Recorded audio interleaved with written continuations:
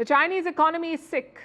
Everything that can go wrong is going wrong. Growth has slumped, millions are unemployed, investment is sluggish, and local governments are saddled with debt. These are symptoms of a chronic disease. Experts have a name for it. They're calling it an economic long COVID. An economic long COVID. It's a telling assessment, and our lead story tonight, we start with the latest data on trade. China's exports have dropped. It's the biggest drop in 3 years. Exports have fallen by 14.5% compared to the numbers from July 2022. And this is extremely worrying for Beijing because exports are the growth drivers of China. Exports propel their economy. They made China an economic powerhouse, and now they have slumped. What's worse, this is not a one-off.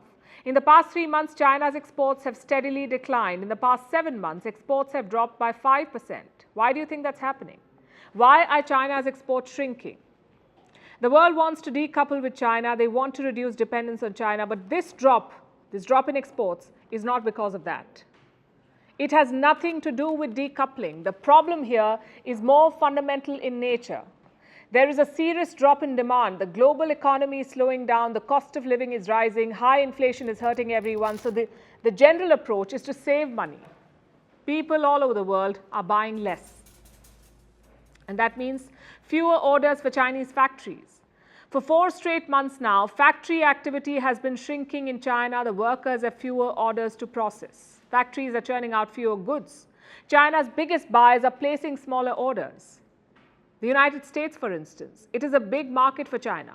But Chinese exports to America fell by more than 23% this year. The European Union is another major buyer. Their orders to China fell by over 20%. And this is the general trajectory. And it's throwing Beijing off balance. 2023 was supposed to be the year of recovery for them. And China was banking on exports to drive this recovery, but that's not happening anymore. And that's not the only problem. There is another vulnerability. China's import orders are also falling. Let me take you back to the latest trade data. There is a fall of more than 12% in imports. A 12% fall in imports. Why is this important? Because import numbers are a reflection of China's economic health. They reveal the inside story. They show the level of consumer demand. Are people in China spending money? These numbers show they're not. A fall in imports signals a dip in spending. Beijing knows that. In the month of July, they introduced a new plan. It was supposed to boost spending. Local officials were asked to reach out to the masses and do what? Encourage residents to refurbish their homes. They had plans to provide better credit facilities. This was supposed to boost spending in household items. But it hasn't really helped. People are not spending as much money as the state would like them to. They're keeping their savings in banks. Look at some numbers from the month of January. This is an assessment on Chinese banks on their liquidity.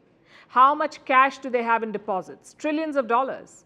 Deposits were higher than loans. The gap between loans and deposits was at its highest since 1997. And this is a telling statistic. It reveals 2 things. One, the people are worried. They're keeping their savings in banks. They feel they'll have to dip into those savings at some point. The second takeaway is about the banks themselves. They have large deposits. They would like to give out loans to people, but people don't want to take any more loans. Chinese households already have a high level of debt. They're already heavily indebted. By June, they owed more than $5 trillion in debt. This was in the form of mortgage loans, consumer goods loans, credit card debt, private borrowings, business loans. $5 trillion. So households don't have the appetite for more debt, and that's bad business for banks. What is Beijing doing about these issues? They're re-educating their bankers, not in economics or banking, but in the Xi Jinping thought. You heard that right? Instead of fixing this economic mess, Chinese officials are hosting lectures. They're teaching bankers about the Xi Jinping thought. And what is that? It's a set of policies and ideas espoused by the Chinese president. In 2018, these were added to the Chinese constitution.